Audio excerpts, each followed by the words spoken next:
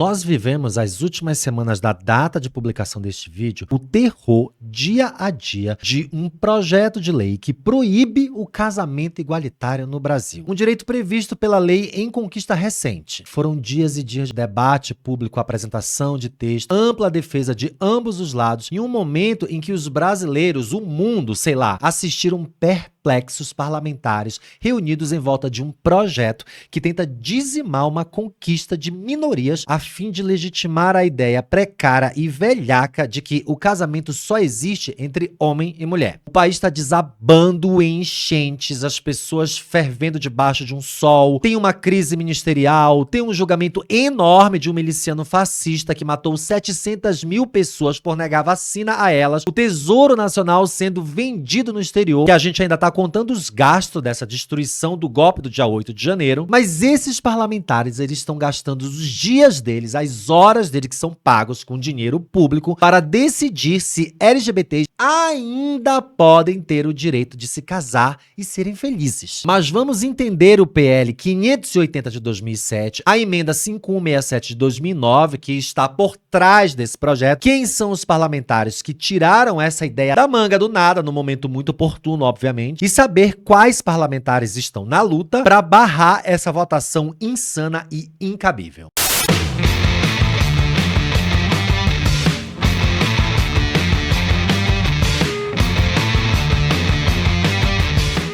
Olá, Belovers, eu sou Márcio Rolim, criador e apresentador deste canal Biquarentona, onde a gente tenta tornar mais objetivo e claros as políticas de enfrentamentos que a gente vive. Eu ficaria super feliz se você já seguisse esse canal pra gente chegar logo a 100 mil seguidores. Então dá um like, deixa um comentário aqui, manda pros seus amigos, divide com todo mundo. E aqui debaixo tem uma maneira muito legal de apoiar o nosso conteúdo, que é o Pix e o Apoia-se. Qualquer ajuda já gera vídeos novos. Vamos pro vídeo.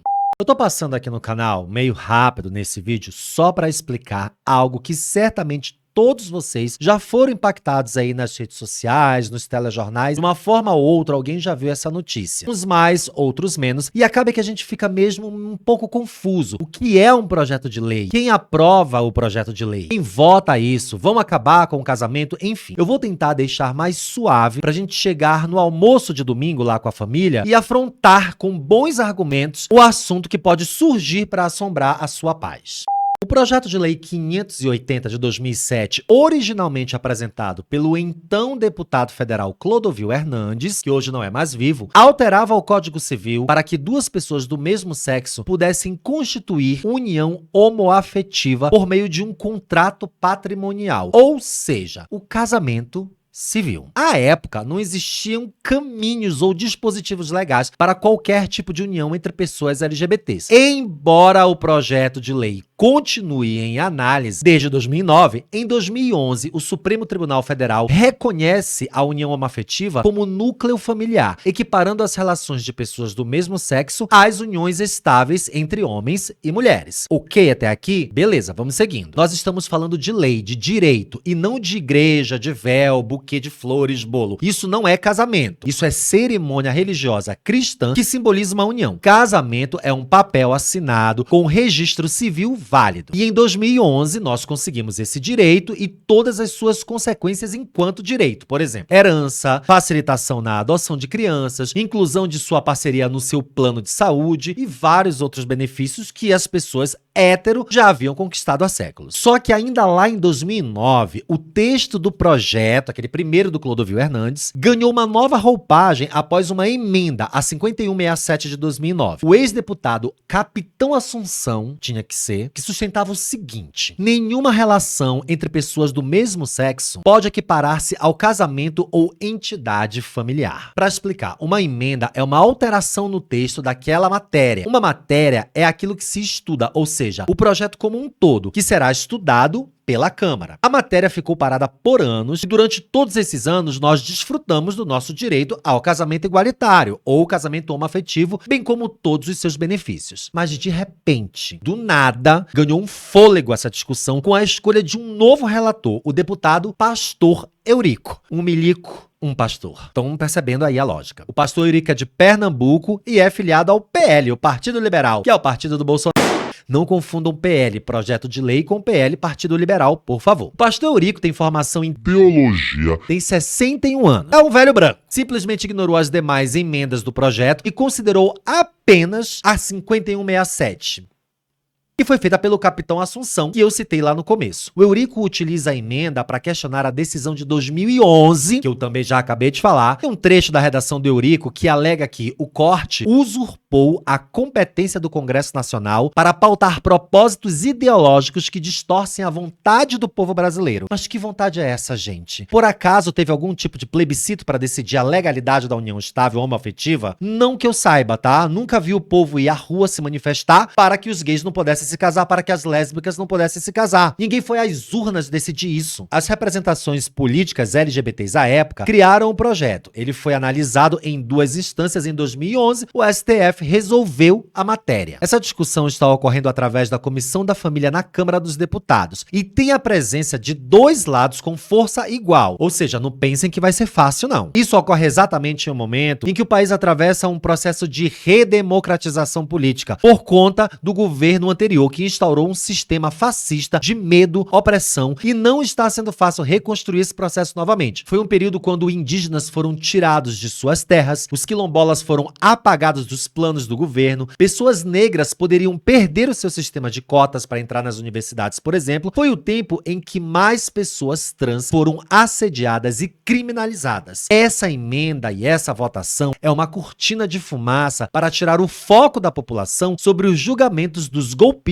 de 8 de janeiro. Obviamente que o foco é atacar as minorias, ferir o lado mais fraco. Mas nós temos representantes bem articulados e eu quero falar em especial de 3 pessoas neste vídeo. São vários representantes que nós temos, incluindo a Sâmia Bonfim, que não é LGBT, mas está do nosso lado. Só que a minha atenção aqui vai ser voltada para Érica Hilton, Duda Salabert e o pastor Henrique Vieira. Exatamente. Um pastor evangélico está comprando a nossa briga lá no Congresso. O discurso proferido pela deputada federal Érica Hilton, que é do PSOL, durante a reunião de comissão da Câmara Federal, ganhou um destaque e surpreendeu a todos os presentes e a todo mundo que assistiu na internet depois, que ecoou nos corações das pessoas que estavam ali presentes. Eu tenho certeza que se Jesus Cristo voltasse hoje, não seriam com vossas excelências que ele se sentaria. Seriam conosco os oprimidos, os humilhados, os amaldiçoados, os apedrejados, aqueles que são expulsos de suas casas pelos simples fatos de serem quem são, aquelas e aqueles que só têm como opção a prostituição, a marginalidade, a violência, por discursos como esses que são utilizados em nome de Deus. Deus deve estar envergonhado de tanta maldade, crueldade e ódio sendo proferado em seu nome. Ela criticou veementemente aqueles que utilizam o discurso religioso e a espiritualidade como um pretexto para impor a intolerância e a discriminação. Mas nós estamos aqui para alertar que não existe uma guerra entre cristãos e LGBTs QIA+. Não existe uma tentativa de combater igreja, não existe uma perseguição ao evangelho, não existe um ódio a ninguém. O que nós estamos tentando fazer aqui com muito sacrifício e com muita dificuldade é defender os pouquíssimos direitos que temos em uma sociedade que nos pisa todos os dias, constantemente. É lembrar que nós existimos, que nossas vidas importam e que os nossos direitos são inegociáveis. Esse discurso, galera, entre outros tantos, foi um dos mais contundentes da deputada, que tem a virada de cabelo mais linda e histórica desse país, que viralizou na internet, porque, é claro, é a deputada mais linda do Brasil.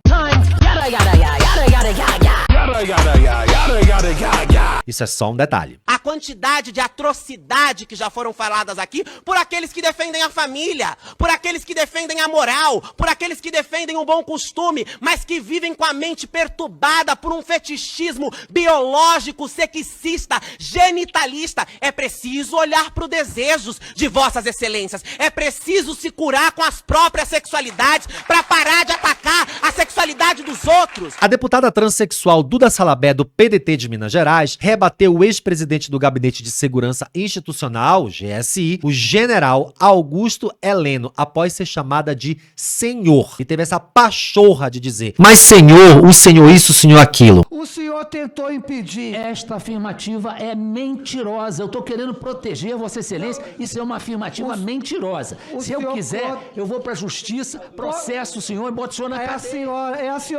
A senhora, ele não vai me ameaçar, não. É senhora, não é senhor. Para que vocês saibam, essa comissão está analisando o general Heleno em uma missão de paz brasileira no Haiti em 2004, em que supostamente teria coordenado uma operação que resultou na morte de dezenas de crianças. No momento em que eu estava gravando esse vídeo, saiu a notícia de que o general Heleno retirou as ofensas, ele parou de atuar na comissão que está tentando impedir o casamento igualitário, disse que as pessoas todas têm o mesmo direito e precisam se respeitar. Obviamente que ele foi acuado pelo processo que a Duda Salabert está enfiando no dele. É um absurdo a gente estar discutindo aqui a proibição do casamento homoafetivo. É um projeto que, em momento algum, está compromissado com a melhoria socioeconômica, cultural e familiar do país. Pelo contrário, é um projeto que vai promover e disseminar o que nós deveríamos combater, que é a cultura de ódio no país. Percebam como vêm os ataques de forma vil a tocar em feridas que historicamente sempre estiveram abertas? Como os fundamentalistas de extrema-direita e religiosos moralistas usam a retórica para desestabilizar emocionalmente as minorias? É um esquema marapuca, é um estratagema e por vezes a gente acaba caindo. Em entrevista ao especial de domingo da Globo News, o deputado federal Pastor Henrique Vieira, que é do PSOL, olha só que coisa, falou o seguinte: esse tipo de raciocínio, que em nome de uma moral abstrata cria uma verdade absoluta e com isso cria um grupo de sub-humano, esse mesmo raciocínio já proibiu que mulheres votassem um dia, já justificou a escravização sobre o povo negro e o apartheid racial. Você está dizendo que uma parte da humanidade é basicamente inferior e que por isso não pode ter os seus direitos reconhecidos pelo Estado. A diversidade dentro do cristianismo. Ninguém pode falar em nome da totalidade do cristianismo. Existem milhares de LGBTs que amam o evangelho, amam Jesus e amam quem são. Dentro de uma dinâmica do Estado laico e da democracia, qual é o sentido de pegar isso e, por meio do Estado e da regulação jurídica, impor isso ao conjunto da população? Acreditem, esse pastor ainda disse que se o projeto for aprovado, haverá uma tramitação na casa e que eles vão recorrer ao STF, pois acreditam que há vício de legalidade e que no mínimo isso vai gerar uma insegurança jurídica, proibindo que casamentos aconteçam daqui pra frente. Vê se vocês entendem o cenário. Essa votação traz ao público, à sociedade, a insegurança jurídica. O que isso significa? Que mesmo sendo lei, mesmo o casamento sendo permitido ainda, os ofícios dos cartórios podem se recusar a fazê-los por conta do sentimento de estar fazendo algo ilegal. O pastor Henrique Vieira elenca que esse projeto tem um cheiro de antipatia, de insensibilidade e de preconceito e ódio.